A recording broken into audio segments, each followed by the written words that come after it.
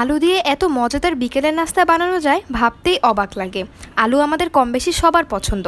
আর আজকে আপনাদের সঙ্গে শেয়ার করব আলু দিয়ে খুব কম সময়ে এবং খুব সহজে তৈরি পটেটো প্যান পিৎজা। আশা করি আজকের ভিডিও সবার অনেক ভালো লাগবে। যদি ভালো লেগে থাকে অবশ্যই একটা লাইক দিতে ভুলবেন না। পটেটো প্যান পিৎজা বানাতে কী কী লাগছে এবং কীভাবে রান্না করছি আপনাদের সঙ্গে শেয়ার করছি। চলুন তাহলে চলে যাই মূল ভিডিওতে। প্রথমেই আমি কিছু মুরগির মাংস নিয়ে নিয়েছি, মাংসগুলোকে লম্বা করে কেটে নিয়েছি এবং সাথে দিয়েছি সামান্য লবণ। এখন খুব ভালো করে মেখে সামান্য তেলে মুরগির পিসগুলোকে ভেজে নিব।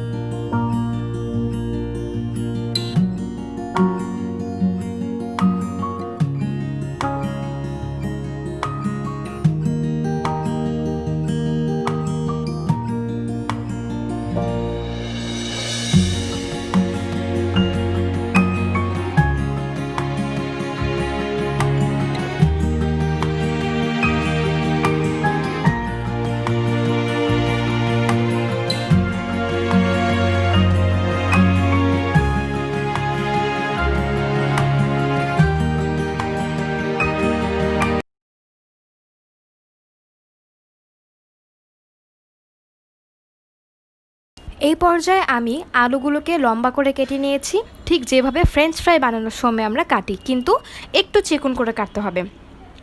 এর মধ্যে দিয়ে দিয়েছি সামান্য পরিমাণে হলুদ গুঁড়া, সামান্য মরিচ গুঁড়া আর স্বাদ মতো লবণ। এখন খুব ভালো করে মেখে নিচ্ছি, তারপর কড়াইয়ে ভেজে নিব। ভাজার সিস্টেমটা আমি একটু বলে দিই। যেহেতু এটা পটেটো পিৎজা, আর এই পিৎজাটা গোল হওয়ার জন্য আমাদেরকে ঠিক এমনভাবে আলুগুলোকে বিছিয়ে দিতে হবে যেন একদম রাউন্ড শেপে চলে আসে। স্ক্রিনে আমি দেখিয়ে দিচ্ছি, আপনারা এই মেথডটি ফলো করবেন।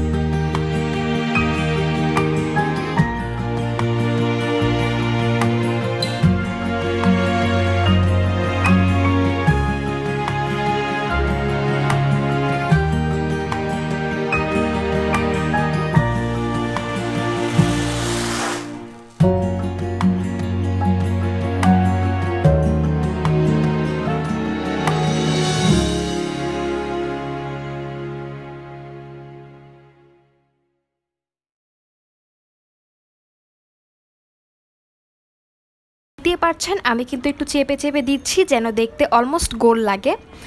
আর চুলার আঁচটা কিন্তু আমি একদম মিডিয়াম রেখেছি, না হলে নিচে দিয়ে পুড়ে যাবার সম্ভাবনা থাকে।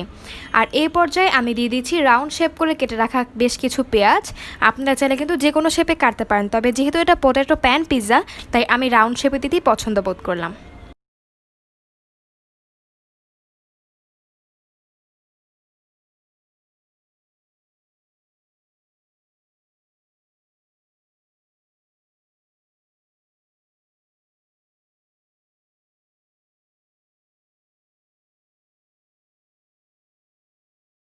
চুলার আঁচটা কমিয়ে রেখেছি আর এই পর্যায়ে আমি দিয়ে দিচ্ছি পুরো একটা ফ্যাটানো ডিম। ফ্যাটানো ডিমটা দেওয়ার কারণ হচ্ছে যেন আলুগুলোকে খুব ভালো করে বাইন্ডিং করে ধরে রাখতে পারে। তো ডিমটাকে খুব ভালো করে ফেটে নিয়েছি, এখন আমি চারপাশ দিয়ে ঘুরিয়ে ঘুরিয়ে ডিমটাকে দিয়ে দিব। আর এখানে আছে মুরগির মাংসগুলো যেগুলো আমি ভেজে রেখেছিলাম, তার সঙ্গে আমি একটু সয়া সস আর একটু টমেটো কেচাপ মিশিয়ে মেখে নিয়েছিলাম। তো আগে আমি খুব ভালো করে মুরগির মাংসগুলো চারপাশ দিয়ে নিচ্ছি। আপনারা চাইলে পুরোটা একবার দিতে পারেন, তবে আমি এখন অর্ধেকটা দিয়ে আর একটু পরে আবার বাকি অর্ধেকটা দিয়ে দিব। এখন দিয়ে দিচ্ছি ফ্যাটানো ডিম। ফ্যাটানো ডিম পুরোটাই দিয়ে দিব, সাইড সাইড দিয়ে ঘুরিয়ে নিব।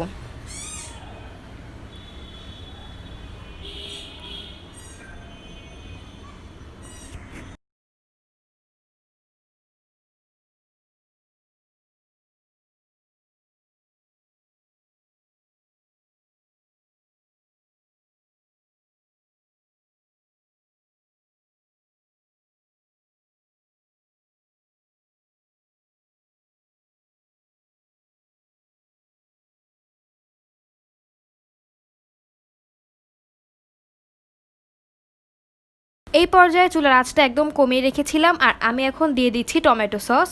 টমেটো সস দেওয়ার কারণ হচ্ছে পিৎজা টমেটো সস ছাড়া ভালো লাগবে না, আর আপনারা যত বেশি সস দিবেন পিৎজাটা কিন্তু খেতে তত বেশি ইয়াম্মি লাগে। তাই আমি এখানে সসটা খুব ভালো করে ঘুরিয়ে ঘুরিয়ে দিয়ে দিব যেন চারপাশে সসটা লাগে।